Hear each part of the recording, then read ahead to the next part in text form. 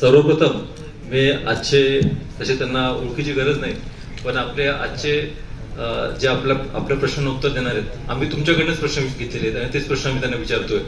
ते चर्चासत्र असणार आहेत, त्यांची ओळख करून देतो. प्रकाश आवताडे साहेब आपले केंद्रीय कार्यकारिणी सदस्य पण आहेत, आपले थिंक टँक कमिटीचे मेंबर आहेत, प्लस आयटी ॲग्रो सर्चचे ते सर्वसेवा आहेत. फक्त 14 वर्षामध्ये आवताडे साहेबांनी 100 कोटीचा टप्पा क्रॉस केलाय. ही मोठी गोष्ट आहे. आता हे करताना तुम्हाला काय काय अडचणी आल्या, त्याच्यावर तुम्ही कसं सोल्युशन काढलं? आता अडचणीच्या जसं आपलं सगळं डिस्कशन झालं की 90% बिझनेसमॅनच्या अडचणी सारख्या असतात. तसं अण्णाने तसं राईटली सांगितलं, माणसं मिळत नाही, फंडची अडचण असते. मग तुमचं तर बॅकग्राऊंड पण खूप स्ट्रॉंग होतो असं मला माझ्या माहिती तरी नव्हतं. तर बघ इतकं मोठं टप्पा तुम्ही कसं काढला?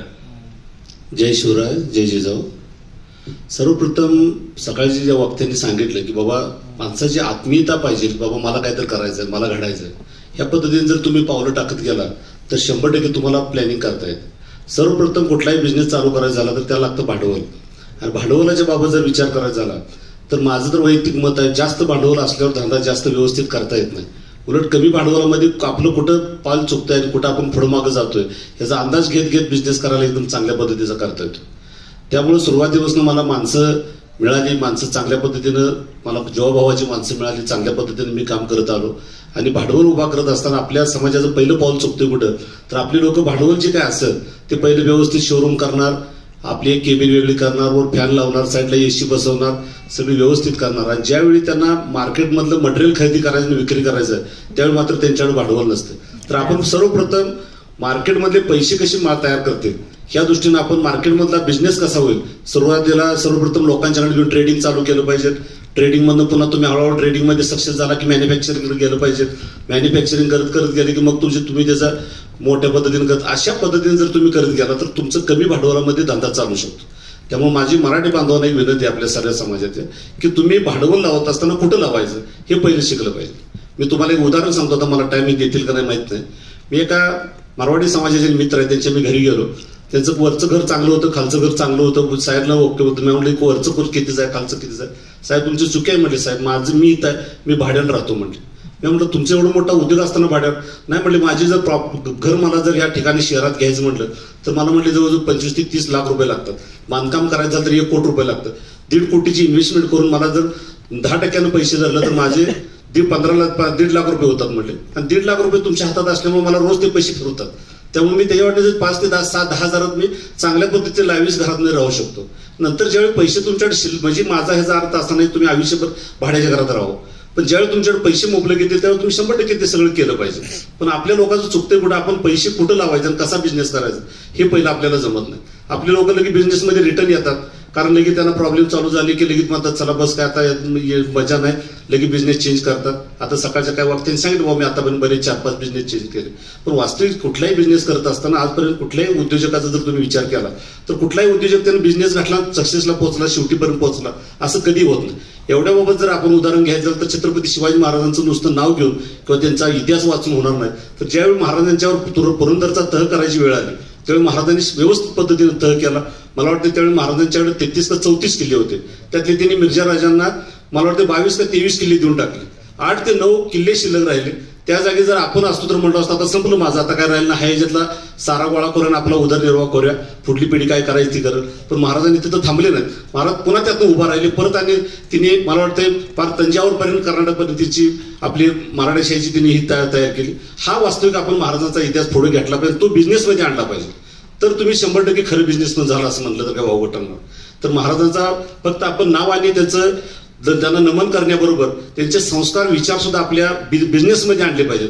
ॲज MBA मध्ये सगळ्या शिवाजी महाराजांचं जास्त विचार पुस्तकमध्ये ज्ञान दिलं जातं. कारण त्यावेळेच्या लढाई आपण आता जर एखाद्या माणसाला कुठं बोलवलं तर त्याला 5 वाजता बोलतो तर आपला माणूस 7 वाजता येतो. पण त्यावेळेचे बरोबर किल्ले, ते टायमिंग, ते मॅनेजमेंट, ते कसं ते व्यवस्थित करत होते ह्या विषयावर आपण सगळ्यांनी विचार करून त्याचं अनुकरण आपण बिझनेसमध्ये केलं पाहिजे. म्हणून आपण एक जबाबदारी घेतली पाहिजे.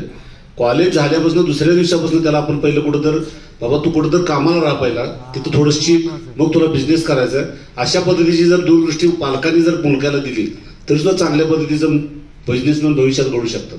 आजची परिस्थिती अशी आहे, आज जर तुम्ही गेला तर प्रत्येक MIDC बाहेर बोर्ड आहे कामगार पाहिजेत म्हणून. आणि आज ग्रामीण भागात जर चौकात गेला तर तरुण मंडळी सगळी अशी मोबाईलवर टाइमपास करत बसले. तर ती कामाची गरज आणि ते दोन्ही एकत्र आणण्याचा उद्योग केला पाहिजे. तेच आज UP बिहारची लोक घ्या, आपल्या इथे येतात, कामगार म्हणून येतात आणि ते 4 वर्षात तिथं कॉन्ट्रॅक्टर होतात, पुन्हा दुसरी मागणं काढा म्हणून, आणि ते तिथं एकदम 1 नंबरचा बिझनेस म्हणून होतात. आणि आपली माणसं मात्र आज सुद्धा कुठल्या तर झेंडा घेऊन दिवसभर फिरणे आणि त्यात टाइम वेस्ट करणे ही आपल्या सगळ्यांची जबाबदारी आहे. आणि याला सर्वस्व जबाबदार कोण असेल तर त्या मुलाचे पालक आहेत. आपला मुलगा कुठं जातो, कुठं दिवस घालवतो, काय करतो, ह्याच्यावर आपल्या सगळ्या पालकांनी लक्ष जर दिलं तर आपली भविष्यात होणारा समाज पण सुधरत आणि आपली पिढी सुद्धा सुधरत. तर एवढ्या दृष्टीने जर आपण प्रयत्न केले तर 100% येणारी पिढी ही उद्योगात आल्याशिवाय राहणार नाही.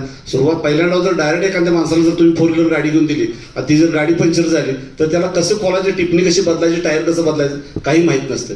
ते जर तो एखादा कुठल्या तर गाडीवर किल्लर राहिला, पुन्हा ड्रायव्हर झाला आणि त्यानं स्वतःची गाडी घेतली तर त्याला काही प्रॉब्लेम येत नाही. तसं आपल्याला फक्त आपण उद्योगाची स्वप्न बघून चालणार नाही, तर उद्योगासाठी त्याला काय उद्योग करायचा आहे ह्याच्यासाठी त्याला पूर्वनियोजित कार्यक्रम काय पाहिजे त्याला, ह्यासाठी आज UP बिहारच्या लोकांचा आपण आदर्श घेतला पाहिजे.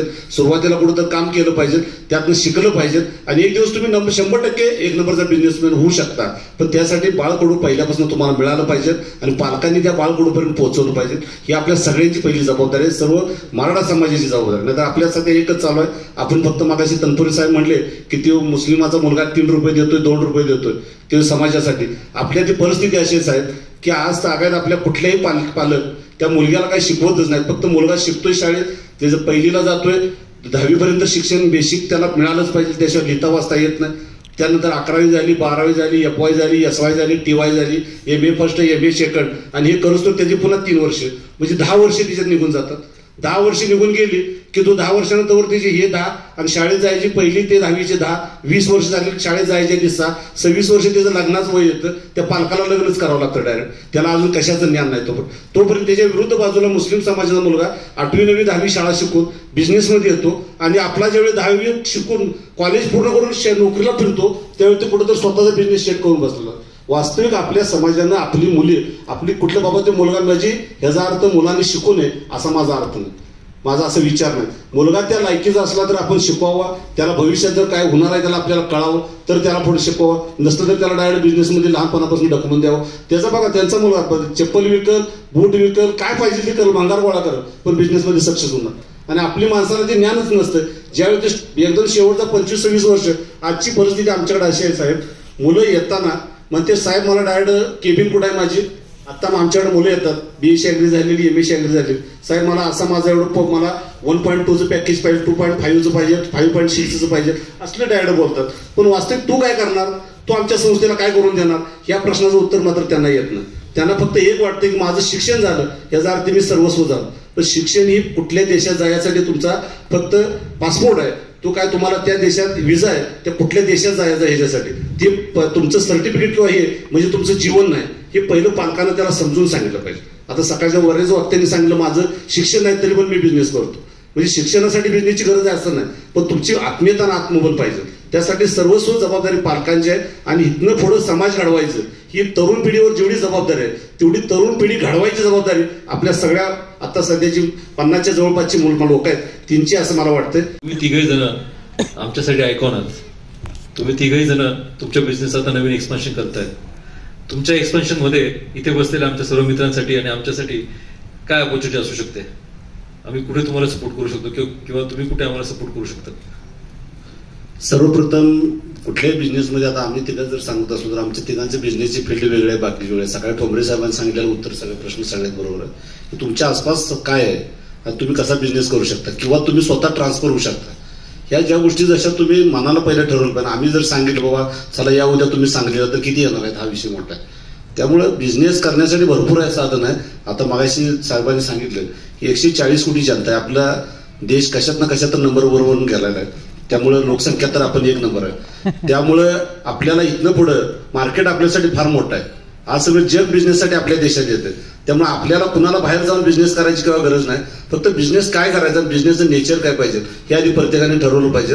साहेबांनी जसं सांगितलं तर आम्ही चांगलं पाहिजे त्या पद्धतीचं त्यांना मग मार्गदर्शन करू शकतो. साहेबांनी जर आता गॅरंटीज दिल्या त्यांना बिझनेसमध्ये सक्सेस करायची जबाबदारी आमची आहे तर त्या सगळ्या जबाबदारी आम्ही पूर्ण करू शकतो. फक्त त्या दृष्टीने तुम्ही तुमचे विचार आम्हाला सांगा, त्या दृष्टीने आम्ही तुम्हाला 100% मार्गदर्शन करायचा प्रयत्न करतो. मी थांबतोय. आता ह्याच्यापेक्षा बोलण्यासारखं भरपूर आहे पण वेळ महत्वाचा आहे. धन्यवाद. तुम्ही